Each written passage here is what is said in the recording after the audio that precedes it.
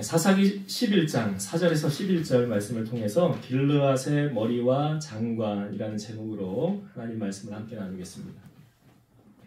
이스라엘의 역사 가운데 그 아무개 시대를 말하면 사사 시대를 이야기하고 있습니다. 왜 그러냐면 사사 시대에는 불순종하고 심판, 그 다음에 회개, 자비 이것이 계속 연결되어져서 반복되어지기 때문에 그렇습니다.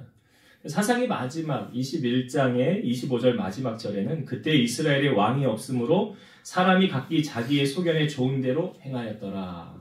왜 사사시대가 반복되어졌느냐? 자기가 하고 싶은 대로 사람이 주인 역할을 하였기 때문에 이런 일이 펼쳐졌다는 것이죠. 근데 이 아무개 시대에도 하나님은 자기의 백성을 버리지 아니하시고 하나님의 사람을 세우셔서 구원에 나가시는 것을 보여주고 있습니다. 그때는 왕이 없었지만 사사가 그 왕의 역할을 대신하였습니다. 사사기에는 12명의 사사가 등장을 하는데요. 오늘 그 중에 한 명인 입다를 함께 살펴보고 은혜를 나누고자 합니다. 먼저 입다의 출생 배경에 대해서 제가 11장부터 이제 입다가 소개되어지고 있는데 1절부터 3절의 말씀은 제가 보진 않았지만 입다가 어떻게 해서 이 땅에 태어나게 되었는지 출생 배경과 성장 배경이 소개되고 있습니다. 우리는 이 땅에 살면서 우리가 선택할 수 있는 것이 있고 우리가 선택할 수 없는 것이 있습니다. 우리가 선택할 수 있는 것은 내가 지금 학생들이 공부를 해서 대학을 가는 것, 여러 군데 원서를 쓰겠죠. 그래서 내가 가고 싶은 대학을 선택을 할 수가 있습니다. 대학을 졸업하고 나서 직장에 취업을 할 때 여러 곳에 직장에 취업이 되었다면 그 중에서 내가 가고 싶은 직장을 선택을 할 수가 있습니다. 배우자를 선택할 때도 여러 많은 남자와 여자들이 중매를 하든 소개를 하든 어떻게 하든 내가 마음에 드는 사람을 선택해서 결혼을 할 수가 있습니다. 그렇게 선택을 할 수 있는 것이 있고요. 내 의지와 상관없이 내가 선택할 수 없는 것이 있습니다. 부모는 내가 선택하여서 결정할 수 있는 문제가 아니죠. 태어나 보니 나의 부모가 저분이더라. 나의 선택의 의지와 상관이 없는 것입니다. 또한 출생, 그렇죠. 내가 어느 나라에서 태어나고 싶다. 미국에서 태어나고 싶었는데 나는 한국에서 태어났다. 아니죠. 나는 아프리카에서 태어나기 싫었는데 태어나 보니 아프리카 사람이더라. 내가 선택할 수 있는 것이 아닙니다. 여러분 구원도 그렇죠. 구원도 내가 구원받아야 되겠다 해서 구원받기 위해서 교회를 나온다? 아니죠. 사실은 하나님이 먼저 우리를 창세전에 예정하셔서 구원하여 선택해 주셨다라고 말하고 있잖아요. 그러니까 구원도 인간의 의지와 노력으로 되어지는 것이 아니라 전적인 하나님의 은혜로 되어진다는 것이죠. 자, 그런 의미에서 보면 입다는 오늘 태어나 보니까 자기가 어떻게 해서 태어나게 되었는가? 아버지가 외도해서 자기가 태어나게 된 거예요. 아버지가 바람을 펴서 자기가 이렇게 태어나게 됐다는 거예요. 입다는 자기가 이렇게 태어나고 싶다고 해서 태어난 것입니까? 아니에요. 자기가 태어나 보니 자기의 신분이 이렇게 결정되어졌다는 거죠. 그래도 아버지가 양심은 있었던 것 같아요. 입다를 자기 집으로 데려와서 자기 집에서 키운 것입니다. 근데 입다의 아버지의 본처들이 있잖아요. 성경에 보니까 본처가 이제 자녀들을 낳게 됩니다. 그리고 어렸을 때는 뭐가 뭔지 모르잖아요. 누가 형제지 누가 엄마지 하여튼 그런 거 잘 모르니까 어렸을 때는 집에서 같이 자라는 거예요. 자라다 보니까 이제 본처의 아들들이 가만히 보니까 쟤는 우리 형제가 아니네. 그러니까 이복 형제인데 우리 어머니의 배에서 나온 사람이 아니네. 그러니까 이 이복 형제들이 입다를 못마땅하게 여긴 거죠. 그러니까 자녀들 사이에 서로 불화가 생긴 거예요. 여러분 자녀들 간에 서로 사이가 좋지 않으면 누가 제일 속상합니까? 사실은 부모가 제일 속상하지 않을까요? 교우들끼리도 서로 사이좋게 화목하게 잘 지내면 얼마나 하나님 보시기에 좋습니까? 그런데 사이가 좋지 않으면 아마 하나님도 마음이 속상하실 것 같아요. 자녀들끼리 불화하면 여러분 그 원인을 가만히 들여다보면 그 배경이 그 문제의 원인이 누구에게 있나 그 자녀들에게 있는 것 같지요 실상은. 근데 사실은 그렇지 않더라고요. 부모가 정치를 잘못해서 그러죠. 집안에 사람이 잘 들어와야 된다는 말이 있어요. 왜? 정치가 잘 되려면. 그러니까 정치의 시작의 가장 기본은 어디입니까? 가정이죠. 저 사실 정치 얘기하는 사람 아닌데 오늘 왜 자꾸 정치 이야기가 나오는지 모르겠어요. 아무튼 집안이 평안하려면 집안이 평안하려면 부모의 역할이 가장 크다는 거죠. 여러분, 우리가 신앙생활을 할 때도요, 어떤 자격이 주어질 때 그 사람의 자격이 주어진 이 집사의 자격에 대해서, 뭐 장로의 자격에 대해서 성경이 우리에게 알려주는 말씀이 있어요. 집사의 자격도요, 집안을 잘 다스려야 된다, 집안을 잘 정치해야 집사의 자격이 있다라고 성경이 알려주고 있죠. 디모데전서 3장 12, 13절. 집사들은 한 아내의 남편이 되어 자녀와 자기 집을 잘 다스리는 자일지니 집사의 직분을 잘한 자들은 아름다운 지위와 그리스도 예수 안에 있는 믿음의 큰 담력을 얻느니라. 집사들은 한 아내의 남편이 되어 여기 있는 남자들을 칭해서 말하는 거지만 아무튼 자녀와 자기 집을 잘 다스리는 자여야 된다라고 말하고 있어요. 여러분, 입다라는 사람을 우리가 보면서 입다는 잘하면서 얼마나 눈치를 받았을까요? 그리고 또 얼마나 차별을 받았을까요? 그런데 그의 아버지가 자기 자식이잖아요. 방패막이가 되어주지 않았을 것이고 아마 수수방관하지 않았는가라는 생각이 들어요. 왜요? 본처의 자식들이 입다에게 이렇게 대놓고 말합니다. 너는 다른 여인의 자식이니 우리 집에서 기업을 잇지 못하리라. 그러니까 이복 형제인데 같은 형제로 인정하고 있지 않다는 거죠. 여러분, 집안에 문제가 일어나면 그의 부모가 가장 먼저 알게 되지 않습니까? 그러니까 이 문제에 대해서 이 입다의 아버지가 모를 리가 없다는 거죠. 그럼에도 불구하고 아무런 대처를 하지 않았다는 거예요. 입다의 입장에서는 아버지가 얼마나 서운했을까요? 아니 뭐 입다의 어머니에 대해서는 아예 성경에 소개되어 있지 않아요. 그냥 한마디 말만 소개하고 있어요. 입다의 어머니는 기생이었더라 라는 말만 소개하고 있어요. 그러니까 직업을 비하하는 건 아니지만 아니 뭐 자기가 애를 낳고 그냥 애에 대해서 별로 관여하고 싶지 않고 네가 알아서 살아 이런 식으로 책임감 없이 아마 살지 않았는가 라는 생각이 들어요. 만약 내 핏줄인데 내 혈육인데 내가 이 아이를 데려다 키워야 되겠다, 책임져야 되겠다라고 했더라면 아마 이렇게 이야기가 펼쳐지진 않았을 거예요. 그러니까 입다는 자기가 이 땅에 살아가면서 의지할 대상이라고는 아버지 한 분밖에 없었다는 거죠. 근데 이복 형제들이 너 여기서 나가, 너는 우리와 달라, 우리의 기업을 잇지 못해 라고 말했을 때 아버지가 방패막이 역할이 되어주지 못했다는 거죠. 그러니까 입다는 집을 나가야만 되는 그런 신세를 겪게 됐다는 거예요. 더욱이 입다는 집을 나와서 친척도 없고요, 갈 곳도 없습니다. 쫓겨나서 간 곳이 어디냐면 돕당이라는 곳을 가게 됐어요. 한번 오늘 11장 3절의 말씀을 한번 볼까요? 자, 이따가 나와서 어디로 갔는지 11장 3절을 제가 읽어볼게요. 이에 있다가 그의 형제들을 피하여 돕당에 거주하매 잡류가 그에게로 모여와서 그와 함께 출입하였더라. 돕당에 갔다고 그랬는데 돕당이라는 곳은 요단 동편 길르앗 람은 동쪽 20km 정도에 위치한 지점입니다. 이따가 갈 곳이 없어 떠돌다가 돕당이라는 곳을 갔는데 그 돕당에 어떤 사람들이 모여와서 같이 살았대요? 여기 잡류가 그에게로 모여왔다라고 말하고 있죠. 잡류라는 사람들은 어떤 사람들이냐? 가치가 없고 사악하고 경박한 무리들. 도덕적으로 불량하고 사회적으로 소외되고 경제적으로 빈핍한 일종의 불량자들인데요. 뭐 어중이 떠중이 잡다한 무리들, 우리는 소위 이런 사람들을 말해 한마디로 이렇게 말합니다. 깡패다. 이러면 딱 끝나요. 깡패들하고 모여서 살아요. 양아치하고 모여서 사는 거예요. 여러분, 입다의 인생이 어떻게 펼쳐질 것 같습니까? 입다는 지금 사회에 대한 불만이 있죠. 가정에 대한 분노가 있죠. 아버지에 대한 불신이 있죠. 이복 형제에 대한 배신감이 있죠. 복수심과 증오심으로 가득한 입다지요. 더욱이 입다 주변에 어떤 사람들이 모여와서 살았어요? 깡패들이 모여와서 살았어요. 세상에 반항하러 이제 인생을 막 사는 인생으로 입다의 인생이 펼쳐지지 않을까 우리는 이렇게 생각되어지지 않습니까? 입다가 어떻게 살았는지 돕당에서 그 답을 오늘 말씀을 통하여 우리에게 보여주고 있습니다.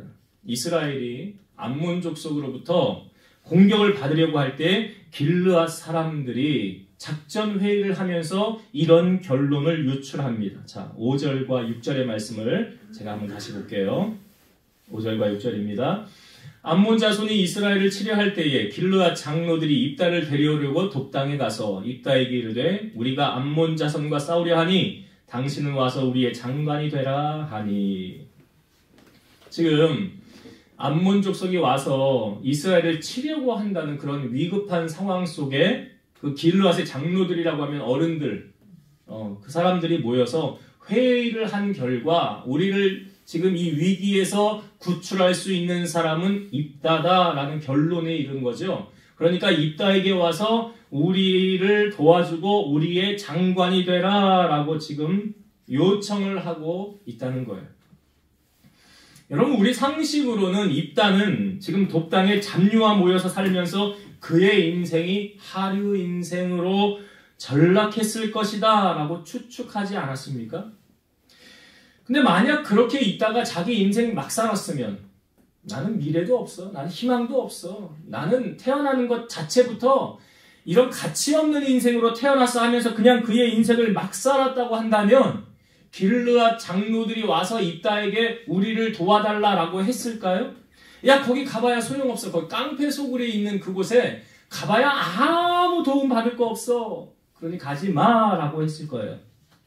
그러면 우리는 이 문제를 왜 입다를, 지금 길르앗 장로들이 왜 입다를 데려오라고 했을까? 이러한 것이 유출되어지죠. 입다는 절망 가운데 살아가지 않았다. 입다는 희망찬 내일을 바라보면서 꿈을 갖고 내일을 준비했을 것이다.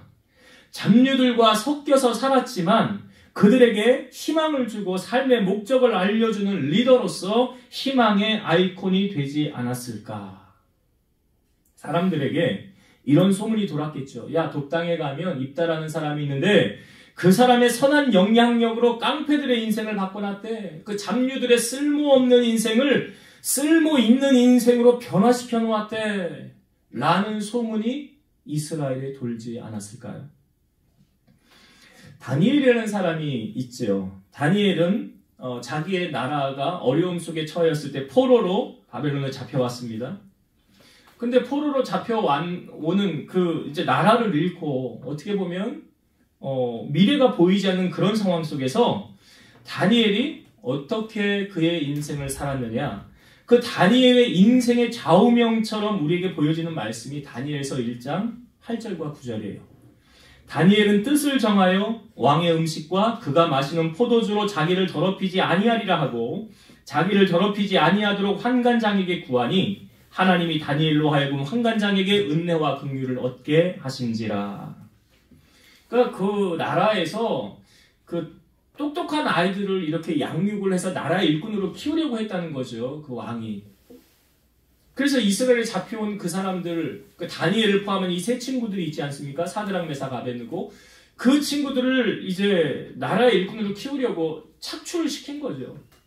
근데 왕이 주는 각양 좋은 사내진미 음식을 먹으라고 했는데 다니엘이 먹지 않은 거예요. 그 이유가 무엇이래요? 성경에 보니까 자기를 더럽히지 아니하리라.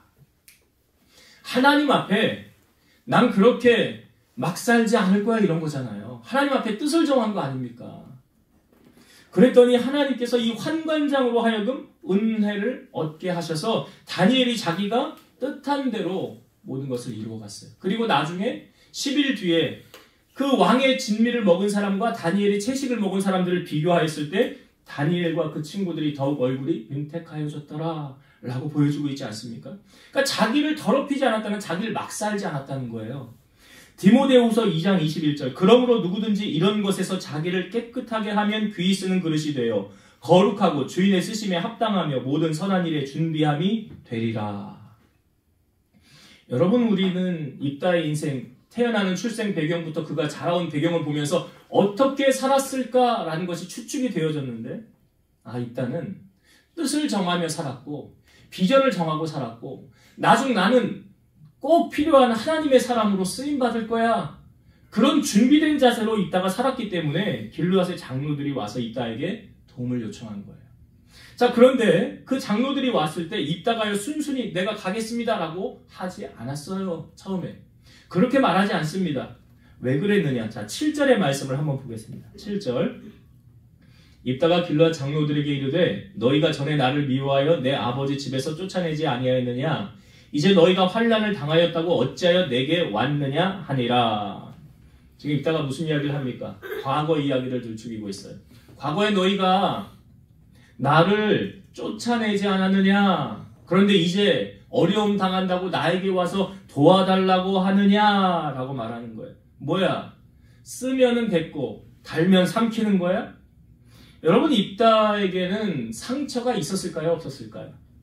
아니, 이런 가정 환경에서 상처가 없다는 게 말이 안 되는 거죠. 자기의 출생부터 아버지의 외도로 태어나고 집안에서 자랄 때 사랑받지 못하고 차별받고 자라고 결국 집에서 쫓겨나는 신세가 되었는데 이 입다에게 상처가 없을 리가 없죠. 히브리서 12장 15절 너희는 하나님의 은혜에 이르지 못하는 자가 없도록 하고 또 쓴뿌리가 나서 괴롭게 하여 많은 사람이 이로 말미암아 더럽게 되지 않게 하며 여기 쓴뿌리가 나서 많은 사람을 괴롭게 하는 게 뭐냐면 상처 있는 사람이 다른 사람의 상처를 잘 줄까요? 안 줄까요? 잘 줍니다. 상처 있는 사람이 다른 사람에게 상처를 잘 줘요. 여러분, 상처는 내 속에 잠재되어져 있다가 어느 순간 불쑥 튀어나오는 거예요. 지금 입다를 보세요. 7절에 너희가 전에 나를 미워해서 쫓아낼 때는 언제고 이제 내가 필요하다고 나에게 와서 도움을 요청하냐라고 말하고 있어요. 그러니까 우리 주변에 가만히 보면 주위 사람들을 힘들게 하는 사람 있죠. 가는 사람마다 사고를 치고 저 사람 좀 안 왔으면 좋겠는데 저 사람이 있으면 괜히 괴로워. 왜요? 그 사람 안에 상처가요 다른 사람들에게 또 다른 상처를 주기 때문에 그렇습니다. 그래서 히브리서 12장 14절을 보면 모든 사람과 더불어 화평함과 거룩함을 따르라. 이것이 없이는 아무도 주를 보지 못하리라. 이 상처를 치유받기 위해서 지금 입다를 통하여 우리에게 주는 메시지는 뭐냐면 입다가 만약 이 상처에서 회복되어지지 못했다고 한다면 갔을까요? 안 갔을까요? 안 갔어요. 그러니까 다시 말해서 입다는 자기 안에 이 상처가 회복이 되어졌다는 거예요. 가잖아요. 길르앗 장로들의 도움을 요청해서 그가 가지 않습니까? 그는 그 쓴 뿌리가 다 해결을 받았다는 거예요. 그러니까 지금 자유하면서 이야기하는 거예요. 너희가 전에 이렇게 내게 말했잖아. 여러분, 요셉은 안 그랬어요? 요셉은 17세 애굽으로 팔려갈 때 형들이 자기를 팔았을 때 얼마나 많이 울었습니까? 얼마나 눈물로 세월을 보냈잖아요. 아버지 사랑을 독차지 받았던 그 요셉이 하루아침에 종살이를 하게 되지 않았습니까? 그리고 나중에 애굽에 총리가 되어졌을 때 형들이 왔을 때 딱 보니까 형인지 알았잖아요. 그러니까 그 언어가 달라서 통역을 세웠지만 요셉은 그 말을 다 알아들었잖아요. 그리고 변장을 하고 있으니까 설마 요셉이 거기 서 있으리라고 형들은 상상도 못하지 않았어요? 근데 요셉은 딱 보니까 형이에요. 형들이 온 거예요. 그러니까 만약에 요셉의 마음에 쓴뿌리가 남아있었다고 한다면 나를 팔아서 이리로 보낸 그 형들을 내가 가만히 두면 안 되지.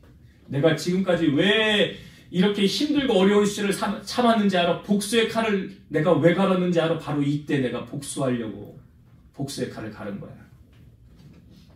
근데 요셉은 나중에 자기의 신분을 밝히면서 이렇게 형들에게 말합니다. 나를 이리로 보낸 분은 당신들이 아니요 하나님께서 나를 이리로 보냈습니다. 그건 무슨 말이냐면 요셉 안에 있는 상처, 쓴뿌리가 다 치유받았다는 거예요. 그러니까 자유에서 이렇게 얘기를 하는 거예요. 지금 입다가 상처 있는 사람 아닙니까? 성장 배경 환경을 바라보니까 없을 수가 없잖아요. 그런데 그 상처, 입다의 상처는 다 치유되고 회복되어졌다는 것을 우리에게 알려주고 있는데 어떻게 그는 상처가 치유받았을까요? 11절의 말씀 한번 보겠습니다. 11절 이에 있다가 길르앗 장로들과 함께 가니 백성이 그를 자기들의 머리와 장관을 삼은지라 입다가 미스바에서 자기의 말을 다 여호와 앞에 아뢰니라. 입다가 미스바에서 자기의 말을 다 여호와 앞에 아뢰니라. 여러분, 이때만 입다가 하나님 앞에 아랬을까요? 아니죠. 독당에 거하면서부터 계속 그의 삶은 하나님과의 대화가 이어지고 있었다는 거예요. 그냥 하루아침에 이때만 하나님 앞에 내가 간구했다 아니죠. 계속 하나님과 대화하면서 하나님의 주시는 빛비침을 통해서 내 안에 쓴뿌리, 내 안에 상처가 지금 치유받았다는 거예요. 여러분, 상처의 치유는 어떻게 하면 가장 빨리 받을 수 있는 줄 아세요? 사랑 많이 받으면 됩니다. 사랑이 사람을 변화시키는 거예요. 아니 예수님을 3번이나 부인했던 베드로, 고기잡이 갔던 베드로, 그 베드로와 주님이 앉아서 아침 밥상을 같이 함께 먹고 주님이 던진 질문의 첫 번째 내용이 뭐예요? 너 나를 사랑하니? 이거잖아요. 아니 평상 보통 사람 같으면 이거 먼저 물어야 돼요. 너 왜 나 모른다고 3번이나 부인했어? 너 나 부인 안 한다고 그랬잖아. 근데 너 나 잘만 부인하더라. 왜 그랬어? 이걸 먼저 물어야지. 근데 주님은 그거 안 물으셨어요. 뭘 물으셨다고요? 너 나를 사랑하니? 여러분 상처는요, 사랑하면 덮이는 거예요. 사랑으로 상처를 아물 수 있는 거예요. 그러니까 입다가 받은, 사람에게서 받은 그 상처를 어떻게 치유받습니까? 하나님께로부터. 하나님의 사랑이 그에게 흘러서 그 안에 쓴뿌리를 하나님이 지금 제거해주고 계신다는 사실이죠. 여러분, 우리를 상처에서 자유롭게 해줄 수 있는 분은 하나님밖에 없어요. 사람이 해줄 수 있는 게 아니에요. 잠언 16장 7절, 사람의 행위가 여호와를 기쁘시게 하면 그 사람의 원수라도 그와 더불어 화목하게 하시느니라. 그러니까 원수와 화목하는 비결은 어떻게 하느냐? 여호와를 기쁘시게 하면, 이거예요. 사람의 행위가 여호와를 기쁘시게 하면 그의 원수라도 더불어 그와 화목하게 하시느니라. 그러니까 하나님의 사랑이 결국은 그 사람 변화시킨다는 거죠. 찬양 가운데 이런 찬양이 있죠. 마음이 상한 자를 고치시는 주님, 하늘의 아버지 날 주관하소서. 주의 길로 인도하사 자유케 하소서. 새 일을 행하사 분케 하소서. 의에 줄이고 목이 마르니 성령의 기름 부으소서. 의에 줄이고 목이 마르니 내 잔을 채워 주소서. 여러분, 마음이 상한 자를 누가 고치신대요? 주님이 고치신대요. 내 안에 주님의 사랑이 충만하게 채워지면 내 안의 상처는 어느 순간 다 사라진다는 말씀이에요. 오늘 주님께서 주시는 빛비침을 통하여 여러분들의 안에 있는 모든 상처가 치유되고 회복되어서 자유케 되신 은혜를 누리는 여러분 되시기를 주의 이름으로 축원드립니다. 자, 이따가 이렇게 상처의 치유함을 받고 나서 이제 가게 되는 거예요. 자, 이따가 길르앗 장로들과 함께 갈 때에 그가 그 백성들을 향하여 하는 말이 뭐냐면, 내가 정말 나가서 싸워서 이기면 너희들의 그 머리와 장관이 내가 되겠느냐 라고 말합니다. 그때 길르앗 장로들이 다른 대안이 없잖아요. 그러니까 당신이 그렇게 될 거야 라고 말하는데요. 입다는 그의 삶을 통하여 지금까지 오면서 그가 깨달은 것이 있어요. 뭘 깨달았냐면, 전쟁은 내가 잘해서 이기고 못해서 지는 것이 아니라 하나님의 도우심이 있으면 승리하고 하나님이 돕지 않으면 패배하더라라는 것을 입다는 절실하게 깨달은 사람이에요. 그것을 입다가 지금 오늘 본문에서 다시 한번 말하고 있거든요. 우리 9절의 말씀을 한번 다시 보겠습니다. 9절. 입다가 길르앗 장로들에게 이르되 너희가 나를 데리고 고향으로 돌아가서 암몬 자손과 싸우게 할 때에, 여기 잘 보세요. 만일 여호와께서 그들을 내게 넘겨주시면 내가 과연 너희의 머리가 되겠느냐. 만일 여호와께서 그들을 내게 넘겨주시면 이라는 표현을 하고 있죠. 그러니까 자기가 잘 싸워서 이기는 것이 아니라 하나님께서 나를 도와주셔서 이기게 하시면 이라는 이 표현이에요. 그러니까 입다는 이걸 아는 거예요. 인생의 승패의 원리는 내 손에 있는 것이 아니라 하나님 손 안에 있다라는 걸 아는 거예요. 여러분, 다윗도 이걸 알았잖아요. 다윗이 골리앗하고 싸움을 하러 나아갈 때 골리앗이 가만히 보니까 막대기 들고 나오니까 너는 나를 개로 여기고 왔느냐 그래요. 그때 여러분, 다윗이 한 말 잘 들어보세요. 사무엘상 17장 47절. 또 여호와의 구원하심이 칼과 창에 있지 아니함을 이 무리에게 알게 하리라. 전쟁은 여호와께 속한 것인즉 그가 너희를 우리 손에 넘기시리라. 다윗도 아는 거예요. 뭘? 전쟁은 여호와의 손에 속하였다라는 거예요. 나의 싸움의 승패는 어디서 결정되느냐? 하나님의 손 안에. 아무리 똑똑하고 공부를 많이 하고 작전을 잘 짜도 거기에 하나님이 돕지 않으면 패배하는 거예요. 근데 좀 못났고요. 배운 지식이 짧고 작전을 잘 짜지 못해도 거기에 하나님이 도우시면 승리하더라는 거죠.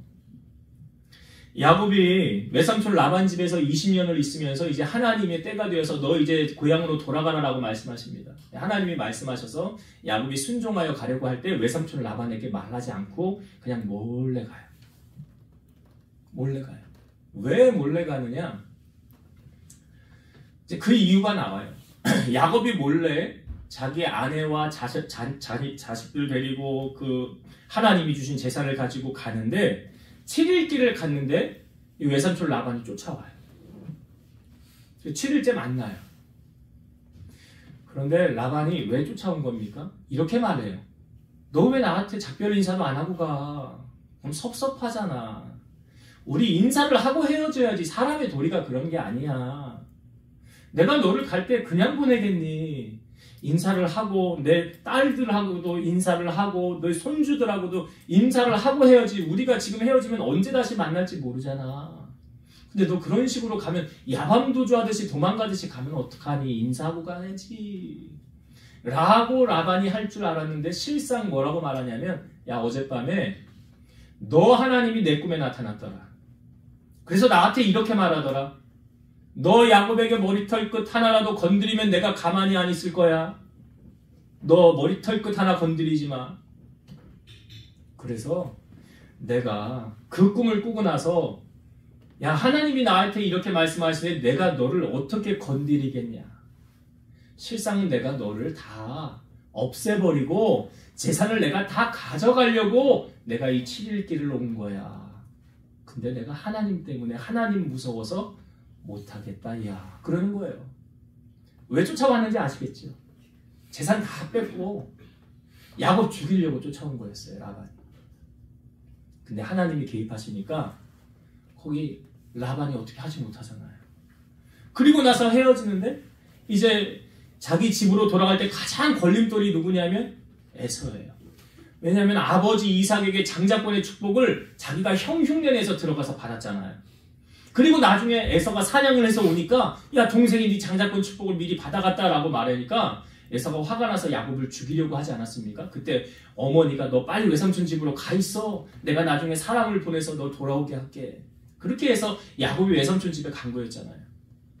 그러니까 이제 고향으로 돌아올 때 가장 걸림돌이 누구예요? 에서예요. 이제 야곱이 에서의 동태를 살피기 위해서 자기 하인들을 보냅니다. 근데 돌아와서 이런 보고를 하는 거예요. 주인님 저기 에서가요 그 400명을 이끌고 당신을 맞으려고 나오고 있습니다. 이 소식을 들은 야곱이 두렵고 떨린 거예요. 아니 혼자 나오지 왜 400명을 이끌고 나와?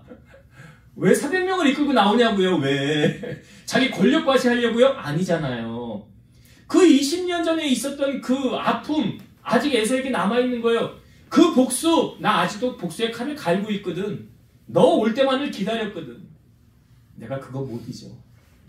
그리고 복수하려고 400명을 이끌고 온 거예요. 야곱이 두렵고 떨려가지고 그때부터 야곱이 자기의 잔머리가 또 나오기 시작하는 거예요. 형의 마음을 돌이키기 위해서 일단 뇌물 작전을 해야 되겠다 하고 자기에게 있는 뇌물을 에서에게 보냅니다. 그리고 나서도 마음이 불편하니까 이제는 세 대로 나누어요. 맨 앞에 두 번째 세 대로 나누어서 맨 제일 뒤에는 자기 사랑하는 사람들 제일 뒤에 놓고 앞에는 뭐 하인들을 놓고 이렇게 해가지고 앞에 첫 대를 치면 뒤에 있는 애들은 도망가자. 이런 작전을 야곱이 세운 거예요. 여러분 우리가 야곱을 보면 이 잔머리에 참 능한 사람 아닙니까? 야곱이요. 그 형한테도 그 팥죽 한 그릇 주면서 장자의 명분을 산 사람이 야곱이잖아요. 그리고 오죽하면 뱃속에서 나올 때 자기가 먼저 나오려고 형의 뒤꿈치를 잡고 나왔다. 그래서 야곱의 이름이 뭐예요? 뒤꿈치를 잡다잖아요. 그러니까 그것만 봐도 야곱이 얼마나 약삭빠르고 잔머리에 능한 사람인가를 보여주고 있어요. 그런데 그 야곱이 자기 아무리 잔머리를 써도 형 에서와의 문제가 풀릴 것 같지 않으니까 그때 가족들을 다 올려보내고 야복 강가에서 천사와 씨름하죠. 어떤 사람을 붙잡고 씨름하는 거예요. 해가 이제 뜨려고 하니까 나를 보내게 이제 내려달라는 거예요. 아니, 당신이 내게 축복하지 아니하면 나는 당신을 보낼 수 없습니다.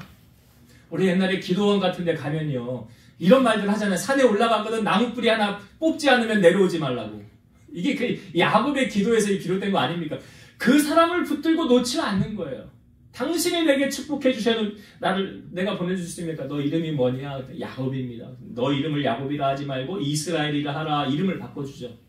이스라엘로 야곱의 이름이 거기서 바뀌어지는 거예요. 네가 하나님과 더불어 겨루어 이겼음이라는 말과 더불어서 이제 축복을 해주고 그가 돌아갈 때 야곱이요, 그곳의 이름을 뭘로 짓습니까? 분이엘이라는 이름을 짓습니다. 분이엘의 뜻이 뭐냐면 내가 하나님과 대면하여 보았으나 내 생명이 보존되었다. 그러니까 야곱은 거기서 누구 만난 거예요?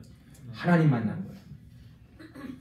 야곱이 하나님을 거기서 만난 거예요. 그러니까 야곱은 지금 하나님을 만났기 때문에 내 문제는 이제 다 해결받았어 라는 확신이 야곱에게 있는 거예요. 여러분, 우리 인생의 문제는 하나님 만나면 해결되는 줄로 믿습니다. 야곱이 하나님을 만나서 해결받은 거예요. 그 다음에 야곱이 어떻게 했습니까? 두려움이 사라졌어요. 왜 성경에 보면 하나님이 우리에게 주는 마음은 두려운 마음이 아니래잖아요. 오직 능력과 사랑과 근신하는 마음을 우리에게 주신다고 그랬잖아요. 야곱이 하나님을 만나고 나서 나 이제 해결받았거든, 응답받았거든. 그 다음에 야곱이 어떻게 해요? 제일 앞으로 나아갑니다. 야곱이 제일 앞에 선두에 나아가서 그 앞에서 오는 에서를 맞이합니다. 성경에 보니까요, 하나님께서 이미 에서의 마음을 움직여 놓으셨어요. 에서가 달려와서 그 야곱을 맞아들어 둘이 안고 목을 어긋 맞추고 그와 입 맞추며 서로 울더라 라면서 그 감정이 해소가 되는 거예요. 문제가 해결되는 거예요. 그러니까 우리의 삶의 인생의 문제, 어떤 승패, 성공, 어디에서 결정되느냐? 하나님 손안에서 결정되더라. 지금 입다가 그거 말하고 있지 않습니까? 내가 가서 싸울 때 하나님께서, 만일 여호와께서 그들을 내게 넘겨주시면, 이거 내가 잘해서 싸워서 이겼다라고 말하지 않아요. 성경에 보니까 11장 32절에 이렇게 나오죠. 이에 입다가 암몬 자손에게 이르러 그들과 싸우더니 여호와께서 그들을 그의 손에 넘겨주시매. 누가 넘겨주셨대요? 여호와께서 넘겨주셨더라. 여호와께서 입다로 하여금 싸움에서 이기게 하셨더라. 여러분, 비슷한 사건이요, 출애굽하여서 이스라엘 백성이 처음 싸운 사건이 있어요. 아말렉과의 싸움. 그때 모세가 현장에서 여호수아에게 너는 현장에서 싸우라, 나는 삼국되기 위해서 기도하리라 그러죠. 이 현장에서 여호수아가 싸울 때 어떤 현상이 펼쳐집니까? 모세가 손을 들면 이스라엘이 이기고 모세의 손이 내려오면 이스라엘이 지더라는 거예요. 우리의 상식으로는 현장에서 열심히 싸워야 그래야 이기지, 현장에서 잘 싸워야 이기지, 그걸 보여주고 있는 게 아니더라는 거죠. 하나님이 도와주시면 이기고요, 하나님이 돕지 않으면 지더라는 것을 보여주는 거예요. 오늘 입다는 그렇게 하나님의 도움으로 말미암아 결국 그는 전쟁에서 승리하게 되는 은혜를 누리게 됩니다. 자, 이제 말씀을 제가 정리하고 마치도록 하겠습니다. 여러분, 오늘 입다의 인생을 살펴보며 우리가 함께 은혜를 나누었는데요. 자, 우리가 만약 입다라고 한다면, 내가 그렇게 입다처럼 태어났다라고 한다면, 우리는 환경을 탓하면서 이제 내 인생은 끝이야, 장래가 보이지 않아, 어떤 부정적인 시각을 가지고 이 땅을 살아가고 있지는 않을까. 자, 여러분, 입다를 통하여 믿음의 사람은 환경을 뛰어넘어 그 뒤에 계시는 하나님을 바라보는 눈이 열려야 되는 거예요. 환경이 중요한 게 아니라요, 거기에 하나님이 계시느냐 계시지 않느냐가 중요한 거죠. 그러니까 입다의 인생에 지금 자라난 이 환경, 태어난 환경 바라보면 장밋빛 인생이 펼쳐질 것 같지 않잖아요. 그런데 입다 인생은 달랐어요. 왜요? 그는 하나님을 믿는 믿음의 사람이었고, 하나님이 나의 가는 길을 인도하시고 내 길을 펼쳐나가실 거라는 그런 확신과 믿음이 있었어요. 그래서 그는 돕당의 그 깡패들의 인생, 잡류들의 인생을 변화시키고 선한 영향력을 주는 사람으로 살아가게 되었다는 거예요. 이게 참 중요한 거예요. 우리가 어떻게 사느냐, 하루를 살아도 어떻게 사느냐 참 중요한 건데, 여러분 성실하게 최선을 다해서 미래를 향하여 꿈을 가지고 전진하며 달려가면 하나님께서 반드시 그 사람을 아름답게 사용하여 주실 줄로 믿습니다. 또한 입다 안에 있는 상처를, 얼마나 상처가 많은 사람입니까? 집에서 쫓겨났지요.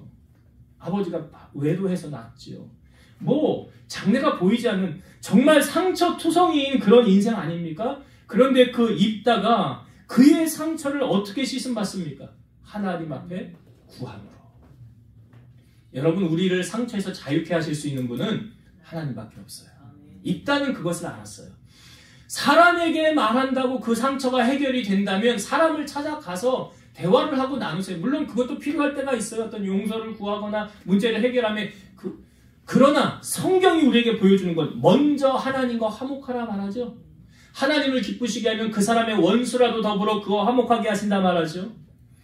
요셉이라는 사람도 얼마나 상처가 많았습니까? 애굽의 총리에 올랐을 때 그 두 아들을 낳게 되었는데 첫째 아들의 이름을 므낫세라고 짓죠. 이 므낫세라는 이름의 뜻이 뭐냐면 하나님이 내게 내 모든 고난과 내 아버지의 온 집 일을 잊어버리게 하셨다라는 뜻이에요. 여러분, 우리 이런 얘기 하잖아요. 아무리 잊으려고 해도 잊혀지지 않는 사건들, 꼭 부부싸움 하면 옛날 사건부터 다 드러나와요. 또 그것만 그런 건 아니지만 내가 이 사건을 꼭 잊었으면 좋겠다 하는데 어느 순간 상처 때문에 불쑥 튀어 올라오는 사건들이 있잖아요. 며칠 전에 제 아내하고도 그런 얘기를 하면서 옛날 이야기를 하면서 또 그런 얘기를 하더라고요. 저의 아픔을 또 이야기를 하던데. 네. 안 잊혀져요. 근데 여러분, 잊혀지는 게 은혜예요. 잊혀지는 게 은혜라고요. 잊으셔야 돼요. 이사야 43장 18절, 너희는 이전 일을 기억하지 말며 옛날 일을 생각하지 말라 그랬어요. 그러니까 2023년도 오늘 마지막 날이며 우연히 마지막 주일 아닙니까? 오늘 마지막 주일 예배를 드리면서 좋은 추억은 기억하세요. 근데 나쁜 추억은 하나님 잊게 해주세요. 하나님, 그리고 내 안에 쓴뿌리, 내 상처 다 치유해 주세요. 여기서 자유하게 해주세요. 그런 은혜가 여러분에게 임하길 바라요. 마지막으로 이따의 인생에 그런 성공과 실패, 승리와 패배가 내 손에서 결정되어지지 않고 하나님의 손 안에 있다라는 것을 고백하고 있어요. 근데 여러분, 이걸 경험한 사람은 알아요. 아니, 다윗도 경험을 했잖아요. 다윗이 양을 지킬 때 사자나 곰이 와서 물어가면 어떻게 했어요? 그 따라가서 사자를 수염을 잡고 쳤대잖아요. 곰하고 싸웠대잖아요. 근데 그때 다윗이 죽을 위기가 없었을까요? 있었어요. 이러다가 나 죽는 거 아니야? 나 사자에게 죽는 거 아니야? 나 곰에게 죽는 거 아니야? 그런 위기가 다윗에게 있었어요. 그런데 그 순간 하나님이 도우셔서 나를 거기서 위경에서 건져주셨더라. 이걸 경험을 했어요, 다윗이. 그러니까 전쟁은 여호와의 손에 속한 것이라. 오늘 입다도요, 그의 인생 가운데 지금 암몬 자손과의 전쟁만 있었습니까? 아니에요. 그 전에 작은 전쟁들도 있었어요. 그런데 그때마다 하나님이 도와주셔서 내가 승리했다라는 것을 일단은 알았다는 거죠. 경험했다는 거죠. 그러니까 만일 이 전쟁에서도 여호와께서 이기게 하시면 이란 단서를 걸잖아요. 만일 하나님이 나를 도와주시면. 그래서 여러분, 하나님과 화목하고 하나님과 가까이 하는 것이 승리하는 비결이에요. 야고보서 4장 8절, 하나님을 가까이 하라, 그리하면 너희를 가까이 하시리라. 그러니까 하나님과 화목하면 승리하지만 하나님과 불화하면 패배하는 거예요. 그러니까 우리가 2023년도 마무리하면서 새롭게 시작하는 새해에는 하나님을 가까이 하는, 하나님 가까이 하는 게 무엇입니까? 날마다 기도로 교통하는 거죠. 기도의 자리에 내가 지금 입다를 통하여 우리에게 보여줘요. 다 여호와 앞에 아뢰니라. 하나님과 대화를 많이 하세요. 하나님과 기도를 많이 하세요. 그러므로 우리의 상처도 치유받고 하나님의 도우심을 경험하게 된다는 거죠.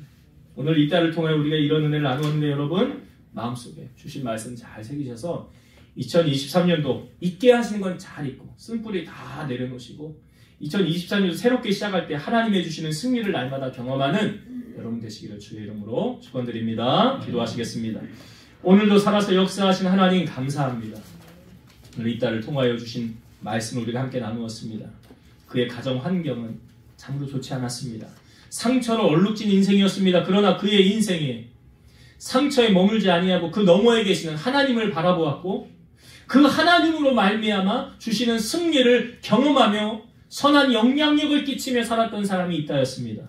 오늘 우리의 사랑하는 성도들이 이 말씀 함께 나누었사오니 우리도 환경 때문에 불평하며 원망하는 것이 아니라 그 환경 너머에 계시는 하나님을 바라보고 하나님 앞에 간구함을 통하여서 또 하나님이 주시는 승리를 맛보면서 우리 하나님을 찬송하고 높여드리며 살아가는 우리 온 성도들이 되게 하여 주옵소서.